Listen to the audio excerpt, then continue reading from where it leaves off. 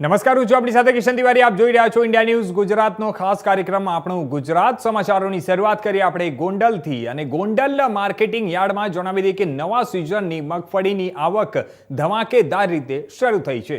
માત્ર એક જ દિવસે 30,000થી વધુ બોરી નવી મગફળીની આવક નોંધાઈ હતી. ત્યારે જણાવી દઈએ કે યાર્ડના ચેરમેન અલ્પેશભાઈએ જણાવ્યું કે ખેડૂતોને 20 કિલોની મગફળીનો ભાવ ₹800 થી 1100 વચ્ચે મળ્યો છે. અને જે આ સિઝનની સારી શરૂઆત માનવામાં આવી રહી છે. જૂનાગઢ, ગીર સોમનાથ, અમરેલી, જામનગર સહિત સૌરાષ્ટ્રના વિવિધ જિલ્લાઓમાંથી ખેડૂતો મગફળી લઈ ગોંડલ યાર્ડમાં પહોંચ્યા હતા.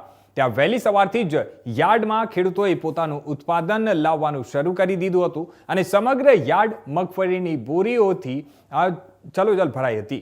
વેપારીઓએ પણ સક્રિય રીતે ખરીદી શરૂ કરી હતી, જેના કારણે યાર્ડમાં ભારે ચહેલ પહેલ જોવા મળી હતી. ખેડૂતોને પ્રારંભિક આવકમાં જ સારો ભાવ મળતા આનંદનો માહોલ છે. વેપારીઓનો અંદાજ છે કે આવતા દિવસોમાં મગફળીની આવક વધુ વધશે અને બજારમાં પણ સારો ભાવ જવાશે, અને જેથી ખેડૂત વર્ગને મક્કમ ભાવ લાભ થાય તેવી આશા છે. સૌરાષ્ટ્રનું અગ્રીમ ગણાતું ગોંડલ માર્કેટિંગ યાર્ડમાં નવી મગફળીની આવક ધમાકેદાર શરૂઆત થઈ ગઈ છે. સમગ્ર સૌરાષ્ટ્રના ખેડૂતો, સૌરાષ્ટ્ર આમ તો મગફળી માટે ફેમસ છે, એમાં ગોંડલ માર્કેટિંગ યાર્ડમાં સૌરાષ્ટ્રની સૌથી વધારે મગફળી આવતી હોય ત્યારે અત્યારે 30,000 કરતાં વધારે ગુણીની આવક થઈ અને ઓક્શન ચાલુ થઈ ગયું છે. સમગ્ર સૌરાષ્ટ્રમાંથી જામનગર, રાજકોટ, જૂનાગઢ, અમરેલી, ભાવનગર, આવા સમગ્ર સૌરાષ્ટ્રના જિલ્લાઓમાંથી ખેડૂતો પોતાની મગફળી વેચવાનું પસંદગી ગોંડલ માર્કેટિંગ યાર્ડમાં કરતું હોય છે. કારણ કે ગોંડલ માર્કેટિંગ યાર્ડમાં ઓઇલ મિલ, સિંગદાણા, પીનટ બટર આવા અનેક યુનિટો છે. એ ઉપરાંત એક્સપોર્ટના પણ અનેક યુનિટો છે અને સમગ્ર દેશમાંથી સારા મગફળીના વેપારીઓ એ ગોંડલ માર્કેટિંગ યાર્ડમાં મગફળી લેવા આવી ગયા છે. તો સમગ્ર ખેડૂત મિત્રોને વિનંતી કરું છું કે ગોંડલ માર્કેટિંગ યાર્ડ તમારું છે અને ગોંડલ માર્કેટિંગ યાર્ડમાં તમને વધારે ભાવ મળે એના માટે અમારા સતત પ્રયત્નો હોય છે. તો આવી રીતે આજથી ગોંડલ માર્કેટિંગ યાર્ડ મગફળીથી ઉભરાઈ ગયું છે. સમાચારોમાં હવે આ તરફ આપણે આગળ વાત કરીએ બનાસકાંઠાની. તો વડાપ્રધાન નરેન્દ્રભાઈ મોદીના જન્મદિવસને નિમિત્તે બનાસકાંઠા જિલ્લાના ગરીબ તથા જરૂરિયાતમંદ દર્દીઓ માટે જીવનદાયી સાબિત થાય તેવા હેતુસર આજે આદર્શ વિદ્યાલય ખાતે પાલનપુર ખાતે નમો કે નામ રક્તદાન મેગા કેમ્પનું આયોજન કરવામાં આવ્યું હતું. જેમાં જણાવી દઈએ કે આ કેમ્પ સંયુક્ત કર્મચારી મોરચો બનાસકાંઠાના નેજા હેઠળ જિલ્લાની વિવિધ સંઘો, મંડળો તથા જિલ્લા વહીવટીતંત્રના સહયોગથી યોજાયો હતો. ત્યારે કાર્યક્રમનો મુખ્ય હેતુ એક કર્મચારી એક રક્તદાતાના સંકલ્પને સાર્થક કરવો તેમજ સિકલ થેલેસેમિયા, હિમોફોલિયા જેવી દર્દીઓ તથા ઓપરેશન, સગર્ભા અવસ્થા અને પ્રસૂતિ વખતે થતા જે માતા મૃત્યુ દરને ઘટાડવાનો છે. જિલ્લામાં કુલ 7 સ્થળો પાલનપુર, ડીસા, દાંતીવાડા, ધાનેરા, દિયોદર અને કાંકરેજમાં સવારે 8 વાગ્યાથી રક્તદાન કેમ્પ યોજાયા હતા. ત્યારે જણાવી દઈએ કે આ અભિયાનમાં જિલ્લામાંથી અંદાજિત 5,500 જેટલા કર્મચારીઓએ ઓનલાઈન રજીસ્ટ્રેશન કરાવ્યું હતું, જેમાંથી આશરે 60% કર્મચારીઓ પ્રથમ વખત રક્તદાન કરી રહ્યા હતા. તમામ કર્મચારી સંઘો દ્વારા માનનીય વડાપ્રધાન શ્રી નરેન્દ્રભાઈ મોદીના જન્મદિવસ નિમિત્તે નમો કે નામ રક્તદાન અને એની અંદર પણ સ્વદેશી, પર્યાવરણ આવા અનેક વિષયોને સાથે રાખી આજે બનાસકાંઠા જિલ્લામાં 7 જેટલા વિવિધ સ્થળોએ તમામ કર્મચારી સંઘો ભેગા થઈ અને મહા રક્તદાન કેમ્પનું આયોજન કરેલ છે. એ જ રીતે આજે પાલનપુરની અંદર મારી આદર્શ હાઈસ્કૂલ ખાતે ખૂબ મહા રક્તદાન કેમ્પનું આયોજન કરેલ છે. તેની અંદર સમગ્ર જિલ્લાની અંદર મહત્તમમાં મહત્તમ બોટલો મળે, પ્રાપ્ત થાય અને સમગ્ર ગુજરાત સૌથી વધુ એટલે 1.25 લાખ જેટલું રજીસ્ટ્રેશન જે થયું છે એની અંદર સૌથી વધુ બોટલો મેળવે તેવી શુભેચ્છાઓ આપવા માટે આજે આ કેમ્પની મુલાકાત. બનાસકાંઠા જિલ્લો સંયુક્ત કર્મચારી મોરચા દ્વારા આજે સમગ્ર ગુજરાત રાજ્યની અંદર કર્મચારી સંગઠનોએ આજે મોદી સાહેબના 75મા વર્ષના જન્મદિવસ નિમિત્તે જે મહારક્તદાન કેમ્પ રાખ્યો છે અને ખૂબ મોટો પ્રતિસાદ મળ્યો છે.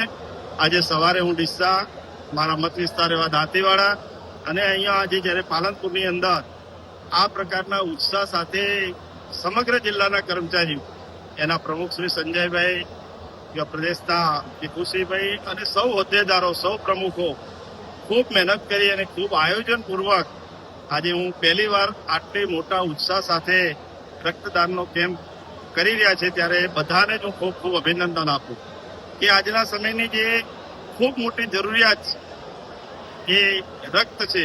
અને છેક ગામડાની અંદર છેવાડાના માણસને જ્યારે મુશ્કેલી પડતી હોય છે, એવા ટાઈમે જ્યારે રક્ત માટે જરૂર પડતી હોય છે, એવા સમયે આ પુણ્યનું કામ આપ સૌ લોકોએ કર્યું છે, એને હું બિરદાવું છું. અને કર્મચારી મિત્ર આટલા મોટા પ્રમાણની અંદર આ પ્રકારનું એક સરાહનીય જ્યારે કામ કરતો હોય તો આવા આમાંથી પ્રેરણા લઈને અનેક પ્રકારના પ્રોગ્રામો કર્મચારીઓ કરી શકે આવનારા સમયની અંદર. એ માટેની આ સૌ માટેની ખૂબ મોટી પ્રેરણા છે. અને લોકલ ફોર વોકલ જે મોદી સાહેબનો નારો છે, એને પણ આપણે સૌએ સાથે મળી અને આવનારા સમયમાં આપણા રાષ્ટ્રને મજબૂત કરવા માટે આપણે સૌ સાથે મળીને કામ કરીએ. આજે ફરીથી બધા લોકો અને એની અંદર જે લોકો દાતાઓ છે ને, જેમણે સમયનું પણ દાન કર્યું, રક્તદાન કર્યું, એવા તમામ રક્તદાતાઓને હું ખૂબ ખૂબ આજરોજ બનાસકાંઠા જિલ્લા સંયુક્ત કર્મચારી મોરચા દ્વારા ખૂબ સુંદર નમો કે નામ રક્તદાન કેમ્પેનનું આયોજન કરવામાં આવ્યું છે. સમગ્ર જિલ્લામાં 7 જેટલા સ્થળોએ સવારે 8 વાગ્યાથી આ કેમ્પ યોજાવાનો છે, જેમાં જિલ્લા વહીવટીતંત્રના તમામ કર્મચારીઓ, તમામ શિક્ષક મિત્રો, સાથોસાથ ખાનગી અને ગ્રાન્ટીન એડ શાળાના શિક્ષકો, પોલીસ વિભાગ, મડાણા જે SRPF છે તેમાંથી પણ કર્મચારીઓ ખૂબ મોટા પ્રમાણમાં જોડાયા છે. અંદાજિત 5,500 જેટલા કર્મચારીઓએ પોતાનું રજિસ્ટ્રેશન કરાવ્યું છે અને આમાંથી 60% જેટલા જે કર્મચારીઓ છે એ પ્રથમ વખત રક્તદાન આપી રહ્યા છે. આ ઉપરાંત જિલ્લા સંયુક્ત કર્મચારી મોરચા દ્વારા રક્તદાન કરાવનાર તમામ કર્મચારીને કૃતજ્ઞતાના ભાગરૂપે એક નાનકડી ભેટ પણ આપવામાં આવી છે. અને આજ રોજ નમો કે નામ રક્તદાન અભિયાન અંતર્ગત રક્તદાન કરનારા તમામ જે કર્મચારીઓ છે એમને હું ખૂબ જ અભિનંદન પાઠવું છું તથા શુભેચ્છા. હવે સમાચારોમાં આગળ આ તરફ આપણે વાત કરીએ વડોદરાની, તો વડોદરા શહેરના તરસાલી બાયપાસ હાઈવેની ગોપાલ કૃષ્ણ હોટેલ પાસે એક ગમખ્વાર અકસ્માત સર્જાયો હતો. જણાવી દઈએ કે પાર્ક કરેલી ટ્રકમાં પાછળથી જ ટ્રક ઘૂસી જતા ધડાકેભેર અકસ્માત થયો હતો. અકસ્માતમાં ટ્રકનું કેબિન કચડાઈ જતા ટ્રક ડ્રાઈવરનું કેબિનમાં જ મોત નીપજ્યું હતું. ઘટનાની જાણ થતાં ફાયર બ્રિગેડની ટીમ અને પોલીસના જવાનો ઘટના સ્થળે આવી પહોંચ્યા હતા.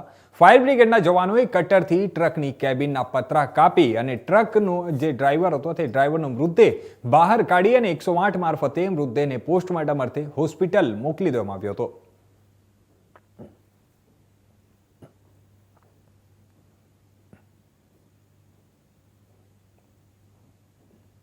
તો આગળ હવે વાત કરીએ આપણે સુરેન્દ્રનગરની, તો સુરેન્દ્રનગર જિલ્લાના વઢવાણ બસ સ્ટેન્ડ વિસ્તારમાં જાહેરમાં ઘાતકી હથિયારો સાથે થયેલી મારામારીનો વિડીયો સોશિયલ મીડિયા પર વાયરલ થતા ચકચાર મચી છે. કોઈ કારણસર થયેલા ઝઘડામાં કેટલાક મહિલા અને પુરુષો પાઇપ, ધારિયા અને તલવાર જેવા હથિયારો સાથે એકબીજા પર હુમલો કરતા જોવા મળ્યા હતા. વિડીયો વાયરલ થતાની સાથે જ પોલીસે તાત્કાલિક હરકતમાં આવી અને કાર્યવાહી કરી હતી. જણાવી દઈએ કે પોલીસે ઝડપભેર તપાસ હાથ ધરીને અને જે હથિયારો હતા તે હથિયારો સાથે જાહેરમાં બખેડો કરનાર આરોપીઓને ઝડપી પાડ્યા છે. બાદમાં આરોપીઓને ઘટના સ્થળ પર લઈ જઈ કાર્યવાહી માટે ધોળીપોપડામાં લઈ જવામાં આવ્યા હતા. પોલીસે જણાવ્યું કે આવી જાહેર હિંસા સહન કરવામાં નહીં આવે અને વધુ દોષિતો સામે પણ કાનૂની પગલાં લેવામાં આવશે.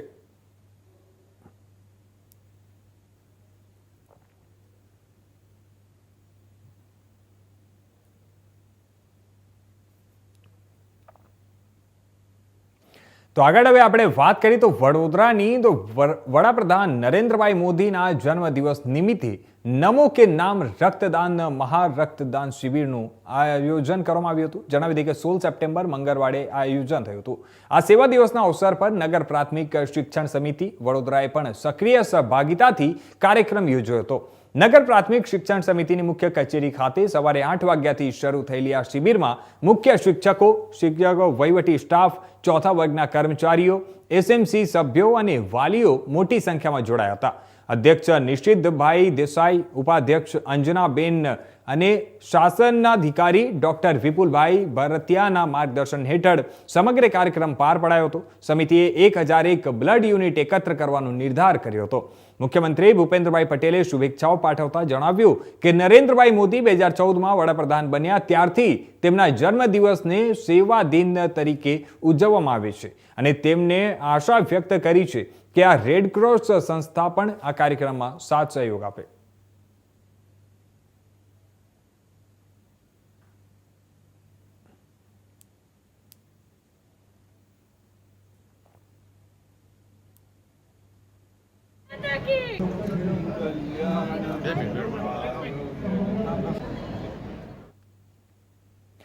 તો બીજી તરફ આપણે વાત કરીએ તો નવરાત્રી મહોત્સવ નિમિત્તે પોલીસ કમિશનરની અધ્યક્ષતામાં મોટા ગરબા, દુર્ગા પૂજા તથા રાવણ દહન કાર્યક્રમના આયોજકો સાથે એક ખાસ મીટિંગ યોજાઈ હતી અને જરૂરી સૂચનાઓ આપવામાં આવી હતી. જણાવી દઈએ કે વડોદરા શહેરના પોલીસ કમિશનર નરસિમ્હા કુમારની અધ્યક્ષતામાં સર્કિટ હાઉસ ખાતે અલકાપુરી ખાતે આ નવરાત્રી મહોત્સવ નિમિત્તે મોટા ગરબા, દુર્ગા પૂજા તથા રાવણ દહન કાર્યક્રમના જે આયોજકો છે તે લોકો સાથે મીટિંગનું આયોજન કરવામાં આવ્યું હતું અને જે મીટિંગમાં ડોક્ટર લીના પાટીલ, અધિક પોલીસ કમિશનર ક્રાઇમ અને કાયદો વ્યવસ્થા તથા વડોદરા શહેરના તમામ નાયબ પોલીસ કમિશનરો તથા મદદનીશ પોલીસ કમિશનરો તેમજ વડોદરા શહેરના જુદા જુદા વિસ્તારના મોટા ગરબા, દુર્ગા પૂજા તથા જે લોકો આયોજકો છે તે લોકો મળી કુલ 60 જેટલા આયોજકો ઉપસ્થિત રહ્યા હતા. મીટિંગમાં આગામી નવરાત્રી મહોત્સવ અનુસંધાને કાયદો અને વ્યવસ્થાની પરિસ્થિતિ જળવાઈ રહે તે અર્થે ગરબા રમવા આવતા જે ખેલૈયાઓ છે, નાના બાળકો તથા મહિલાઓ અને ગરબા જોવા આવતા વરિષ્ઠ નાગરિકોની સલામતી અને સુરક્ષાને ધ્યાનમાં રાખી તેમના માટે આયોજન સ્થળે પ્રવેશવા તથા બહાર જવા માટે entry exit point, emergency exit point, યોગ્ય બેઠક, ગરબે રમવા અને જોવા આવતા લોકોના વાહનો માટે પાર્કિંગ વ્યવસ્થા, ગરબા સ્થળે તેમજ આસપાસના સ્થળે પૂરતી લાઇટિંગની વ્યવસ્થા રાખવી કે જેથી કોઈ પણ અનિચ્છનીય બનાવ ન બને. સીસીટીવી અને ખાનગી સિક્યુરિટીની વ્યવસ્થા, મેડિકલ સુવિધા, ફાયર સેફટી વગેરે જેવી જરૂરી જે વ્યવસ્થાઓ છે તેઓ પણ કરી અને નવરાત્રી રાવણ દહન શાંતિપૂર્ણ રીતે ઉજવાય અને કોઈ અનિચ્છનીય ઘટના ન બને તે માટે જરૂરી જે સૂચનાઓ આપવામાં આવી હતી. પોલીસ કમિશનર નરસિમ્હા કુમાર દ્વારા જરૂરી વિવિધ સૂચનાઓ આપવામાં આવી હતી.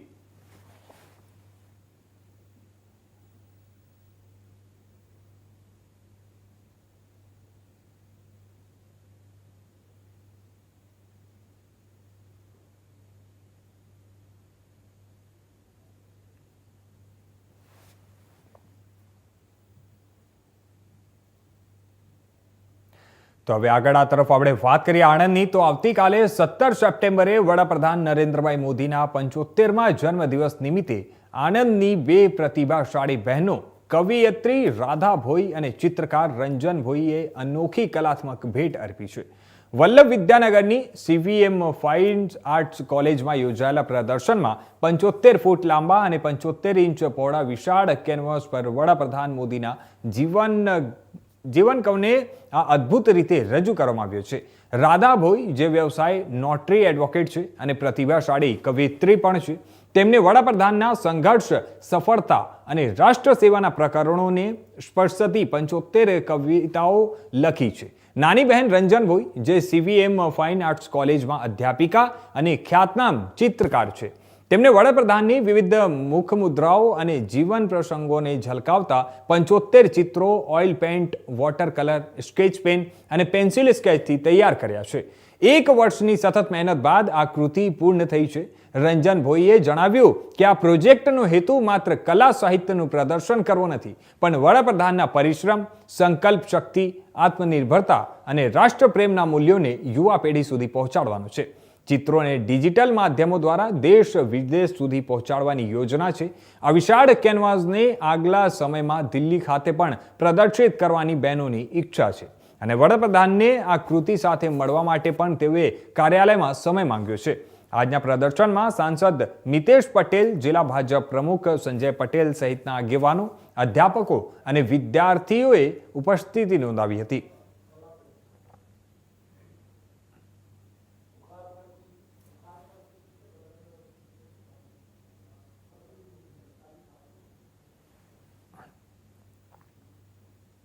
તો બીજી તરફ આપણે હવે વાત કરીએ તો વડાપ્રધાન નરેન્દ્રભાઈ મોદીના 75મા જન્મદિવસ નિમિત્તે આજે આણંદ જિલ્લામાં નમો કે નામ રક્તદાન કાર્યક્રમ અંતર્ગત 8 અલગ અલગ કેન્દ્રોમાં રક્તદાન કેમ્પ યોજાયો હતો.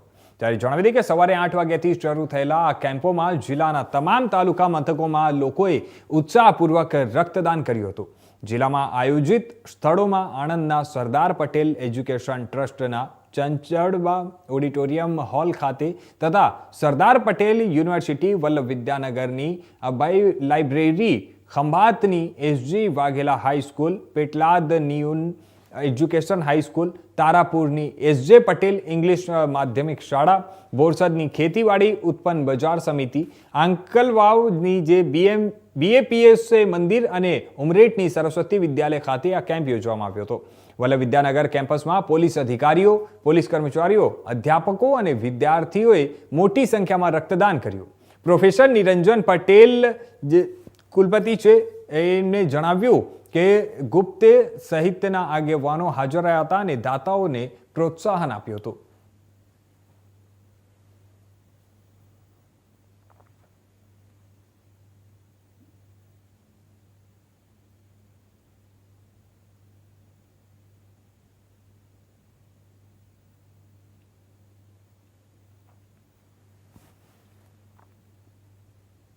સમાચારોમાં હવે આગળ આપણે વાત કરીએ આ તરફ રાજકોટની, તો રાજકોટ શહેરમાં જાણે પોલીસનો ખૌફ ઓસરી રહ્યો છે.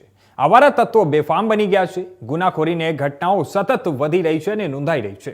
ત્યારે ગુનાખોરીની વધુ એક ઘટના સામે આવી છે, જેમાં શહેરના કેનાલ રોડ પર આવેલી ખોડિયાર હોટેલ પાસે મહેન્દ્ર સરવૈયા નામના 66 વર્ષીય વૃદ્ધ પર હરિ હેરભા નામના વ્યક્તિ દ્વારા અંગત અદાવતનો ખાર રાખી છરી વડે હુમલો કરવાનો પ્રયાસ કરવામાં આવ્યો હતો.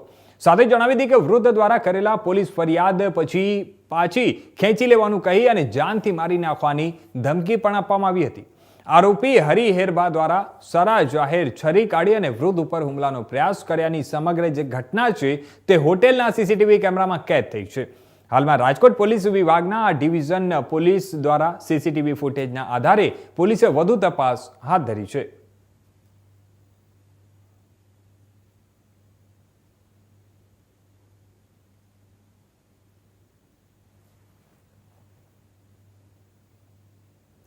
તો આગળ હવે વાત કરીએ આપણે આ તરફ વલસાડની, તો ડુંગરી પોલીસે લાગલધરા નજીક આવેલા રાષ્ટ્રીય માર્ગ નંબર 48 પર એક મોટા ડીઝલ ચોરીના કેસમાં સફળ કાર્યવાહી હાથ ધરી છે. ત્યારે જણાવી દઈએ કે માહિતી મુજબ ડુંગરી પોલીસના ASI ધીરેન્દ્ર કુમાર, બચુભાઈ અને તેમના સ્ટાફે પેટ્રોલિંગ દરમિયાન આ ચોરીનો પર્દાફાશ કર્યો છે. પોલીસે તપાસ દરમિયાન રોકાયેલા આરોપી રોહિત કુમાર બહાદુર યાદવને શોધી કબજે કર્યો છે અને અધિકારીઓએ જણાવ્યું કે આરોપી આ ઘટના બાદ નાસી ગયો હતો, પરંતુ તેમને 14 સપ્ટેમ્બરના રોજ મુંબઈમાંથી પકડી લેવામાં આવ્યો છે. 15 સપ્ટેમ્બરના રોજ આરોપીને કોર્ટમાં રજૂ કર્યા બાદ તેને જ્યુડિશનલ કસ્ટડીમાં મોકલી આપવામાં આવી છે. પોલીસે વધુમાં જણાવ્યું છે કે ડીઝલ ટેન્કર નંબર DN09L9339 પણ કબજે કરવામાં આવ્યો છે.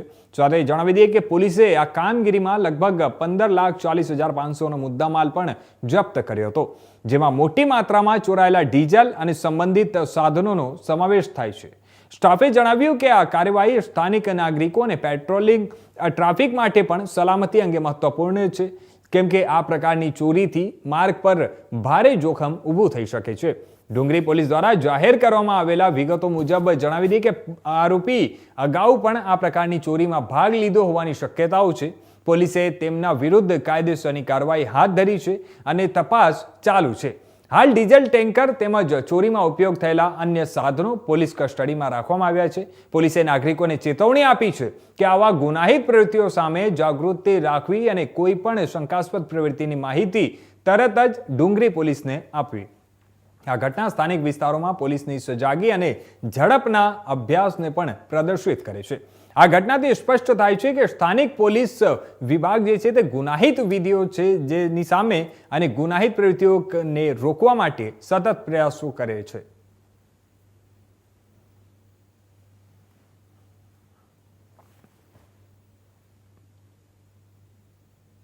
તો આગળ આ તરફ વાત કરીએ આપણે ઓલપાડની, તો વડાપ્રધાન નરેન્દ્ર મોદીના 17મી સપ્ટેમ્બરના રોજ જન્મદિવસને અનુલક્ષીને રાજ્યના તમામ કર્મચારી મંડળો દ્વારા આજરોજ તારીખ 16મીએ વિવિધ સ્થળોએ મહારક્તદાન કેમ્પનું આયોજન કરવામાં આવ્યું હતું. ત્યારે જણાવી દઈએ કે ગુજરાત રાજ્ય કર્મચારી મંડળ સંયુક્ત મોરચો સુરત દ્વારા પણ નિર્ધારિત 1 લાખ જેટલી બોટલ રક્ત એકત્રિત કરવાના યજ્ઞ કાર્યમાં સહભાગી થયા હતા.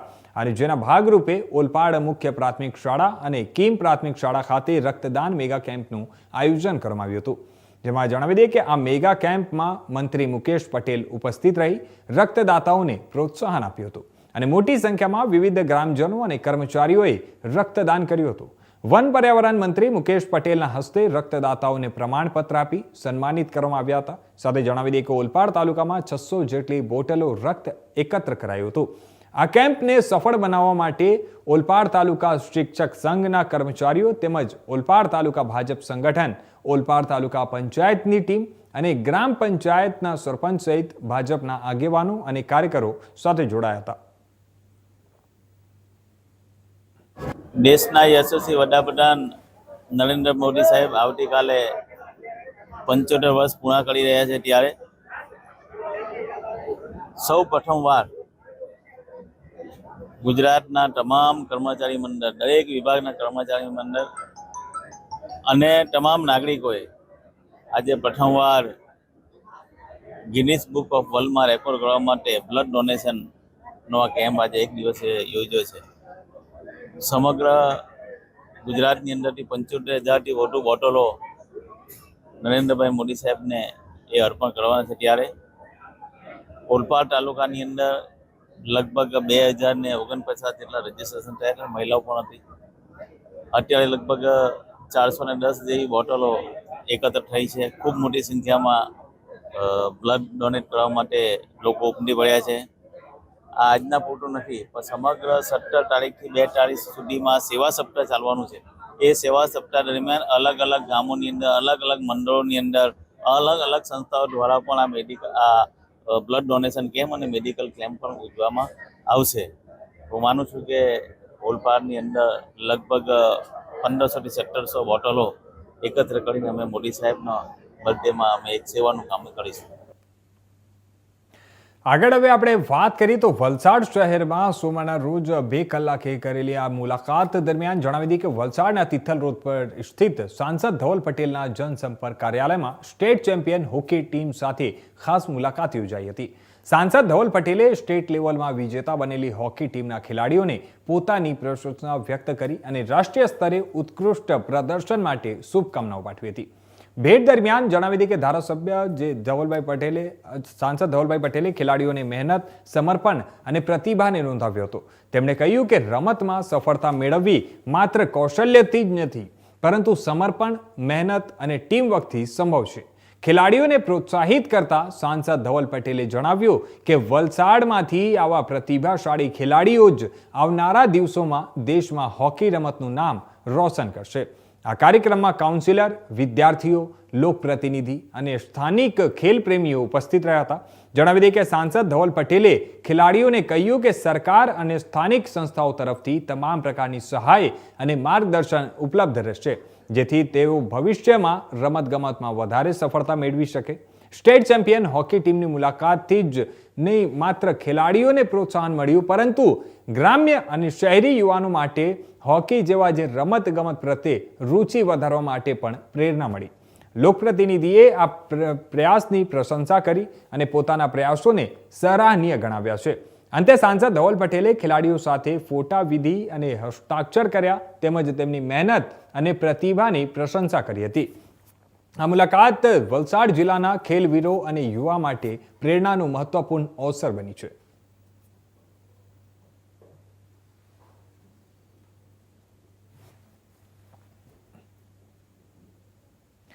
તો બીજી તરફ આપણે વાત કરીએ તો વલસાડ જિલ્લામાં 13 સપ્ટેમ્બરના રોજ નેશનલ લોક અદાલતનું આયોજન કરવામાં આવ્યું હતું, જેમાં જણાવી દઈએ કે મહત્વના કાયદાકીય અને નાગરિક મુદ્દાઓના ઝડપી નિકાલ માટે કામગીરી હાથ ધરવામાં આવી હતી.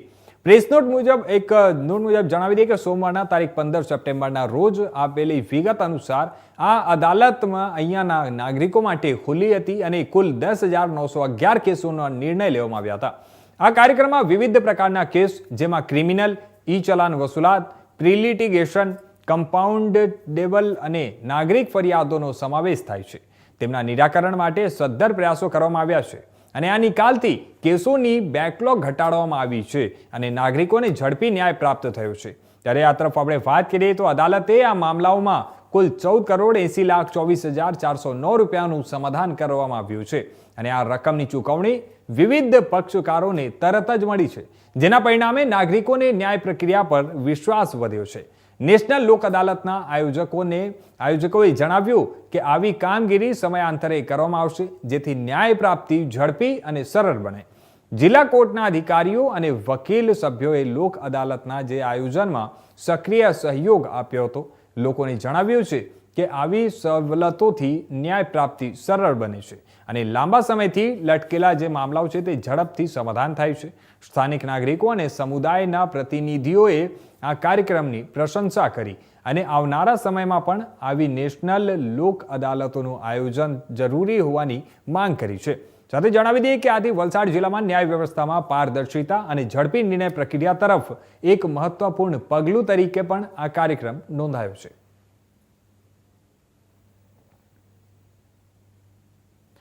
તો આ હતા અત્યાર સુધીના મુખ્ય સમાચારો. વધુ સમાચારો માટે જોતા રહેજો ઇન્ડિયા ન્યૂઝ ગુજરાત.